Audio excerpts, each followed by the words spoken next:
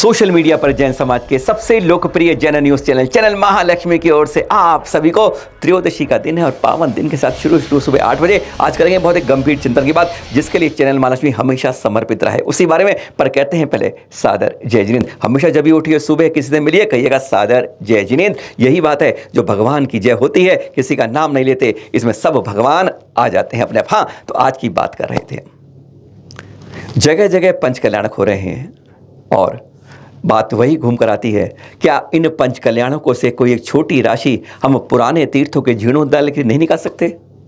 निकाल सकते हैं, पर इस बारे में क्या समाज आके आता है? 99% नहीं आता है। वो कहता है कि मेरी व्यवस्था पूरी नहीं होती है, यानी जितना उसमें डालते रहो घड़े में डलते रहो, बचता नहीं है। विद्वानों से कहा जाए जो इनके मेन नेतृत्व करते हैं पंचालों का, नहीं वो क्यों कहें, उनको पहले ही एक लिफाफा मिलता है और उस लिफाफे के चक्कर में ये कहें वो नहीं, वो तो कहेंगे इस व्यवस्था के लिए दीजिए, बस ये करिए, क्यों यहाँ से कुछ हिस्सा अलग जाए। ये हकीकत है, कुछ कड़वे सच है जो हमें स्वीकार करने होते हैं। अब बसते हैं हमारी और सबसे बड़ी ऊंची पीढ़ी, हम कहेंगे साधु संत, जिनको इस न धन से मतलब है, न समृद्धि से मतलब है, न पंच कल्याण से मतलब है, लेकिन तब भी बहुत बहुत मतलब है। उनकी एक आवाज़ पर जहां वे बैठते हैं कहते हैं धन चरणों में बरसना शुरू। अपने आप ये खास बात है जैन धर्म के अंदर, जहां वे बैठे वहीं धन की बरसात, जैसे मौसम से होती है ना बरसात, जैसे आजकल बेमौसम बरसात बर्फ पड़ रही है, बस वही बात समझ लीजिए, वहीं पर धन की बरसात शुरू हो जाती है। पर फिर हमारे संत क्यों अगुवाई नहीं करते हैं, इस बारे में चैनल महालक्ष्मी कहीं ना कहीं जरूर ये बात बिल्कुल कड़वी सच है, लेकिन तब भी बात करना शुरू करता है। बेला जी पहुंच गए जहां पर तीर्थ बनवाया आचार्य श्री सिद्धांत सागर जी ने। 6 एकड़ जगह में तीर्थ बनाए, जहां पर चल रहे हैं इस समय मानस स्तंभ बनाया गया है एक विशेष, जिसमें 24 तीर्थंकर कहते हैं मध्य प्रदेश में पहली बार है, वहां पर थे। साफ साफ चैनल महालक्ष्मी ने एक बात कर ली, जिस तरीके से घर में जब माँ संस्कारित जो होता है परिवार, उसके अंदर माँ जब रोटी बनाती है तो पहली रोटी वह निकालती है और कहती है गाय की रोटी है ये, उसके बाद बाकी में से पूरे परिवार की बनती है, चाहे वह कम बने आटा दोबारा गूंथ लेंगे, पर पहली रोटी हमेशा गाय के लिए निकालती है। यह है हमारी संस्कृति, हमारे भारत की संस्कृति जो पहचान मत। तो क्यों नहीं ऐसा हमारे इन पंचकड़े में होता है कि जब से पहले जब होती है राशि, जब पंचकड़े शुरू होता है तो ध्वजारोहण के साथ ही यह राशि पहले हमारी ओर से इन अमुक अमुक पुराने तीर्थों के जीर्णोद्धार के लिए निकाली जाती है। क्यों नहीं ऐसा होता है, कैसे क्यों नहीं साधु उद्भवन करता है? इस बारे में हमें आचार्य श्री सिद्धांत सागर जी ने बात जो कही वह सचमुच दिमाग में चुभ गई। उन्होंने साफ कहा, मैं संकल्प लेता हूं और अकेला मैं संकल्प लेता हूं, ऐसे अनेकों संत हैं जो संकल्प में तैयार हो जाएंगे कि वह भी पुराने तीर्थों का जीर्णोद्धार के लिए तैयार हो जाएंगे, वहां पहुंच भी जाएंगे। लेकिन किंतु परंतु बट लेकिन चुनांची इफ एनी, कुछ बातें ऐसी होती हैं जो सुनने में बिल्कुल लगती अच्छी हैं पर होती कटु हैं। वो कहते हैं वहां पर वहां की कमेटियां कभी भी किसी को, जो पुराने तीर्थों की बात हो रही है, वहाँ के जो ट्रस्टी होते हैं बुलाने की तैयारी नहीं करते हैं, कभी किसी साधु को बुलाते नहीं हैं। वो कहते और आ जाएं तो उनकी व्यवस्था नहीं करते हैं, 1-2 कमरों की व्यवस्था तक नहीं होती है। जरा एक बार सुनेंगे कड़वा सच कि क्यों नहीं हमारे पुराने तीर्थों का होता जीर्णोद्धार, जो हम इस बात को, इस पहलू को शायद जानते नहीं है। सुनिए जरा आचार्य श्री सिद्धांत सागर से बात हुई चैनल महालक्ष्मी की। प्राचीन क्षेत्रों पर जो पहले से अपना वो गढ़ बना के बैठ गए हैं, वो लोग यदि समर्पित हों तो फिर वहाँ भी ये सब हो सकता है। अच्छा, हाँ, जैसे मान लीजिए कोई क्षेत्र है जी, उसमें जो कमेटी है जो है वो तो चाहती नहीं साधु को बुलाए, अच्छा, आए नहीं तो क्या करेंगे? ये विडंबना है, ऐसी विडंबना है, ऐसा देखा है, मतलब देखा है। अच्छा, हाँ, जो क्षेत्र पर है जो पुराना है, हाँ हाँ, तो वहाँ के ट्रस्टी लोग आए हैं, बिल्कुल, वो कहें साधु चाहे उनको भोजन पानी की व्यवस्था कर दें, साधु रहेगा आनंद से, अपने आप विकास होएगा। अब जब वहाँ जाओ वहाँ व्यवस्था ही नहीं करते हैं तो उन लोग, ऐसा देखा है, मतलब अनुभव है, होता है। अच्छा, ऐसा होता ही है प्राय कर। हम जब ये बना इसके पहले जी, मैं गजपंथा गया, वहाँ उन्होंने व्यवस्था कही कि ठीक है कमरे भी निर्माण हो गए, सब हुआ, लेकिन हम निकले वो निकाल दिया, चले गए। दूसरी बात, अगर मान लीजिए हमने अन्य जगह कहा कि भाई अपन को यहाँ जी साधु जो व्रत हो गए उनको रहें, एक व्यवस्था बन जाए, बिल्कुल, महासभा को भी कहा, कमेटियों का, कई को कहा, लेकिन कोई नहीं माना। तो फिर साधु हाँ हमारे साथ हम चल रहे हैं तो हमारे साथ मुखी चढ़ रहे हैं, बिल्कुल। तो उनकी व्यवस्था तो चाहिए।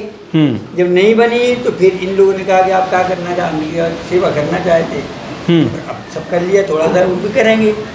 तो इन्होंने कहा कि देखो हम भी नहीं जगह करना लो, अपन तो कहीं नहीं, अपन तो क्षेत्र पर जा कर करवा देंगे, करें।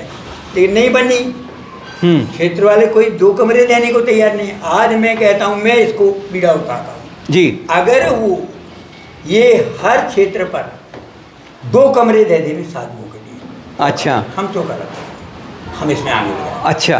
हाँ, कितनी संस्थाएं हैं कि कोई आहार देने के लिए मना नहीं करता।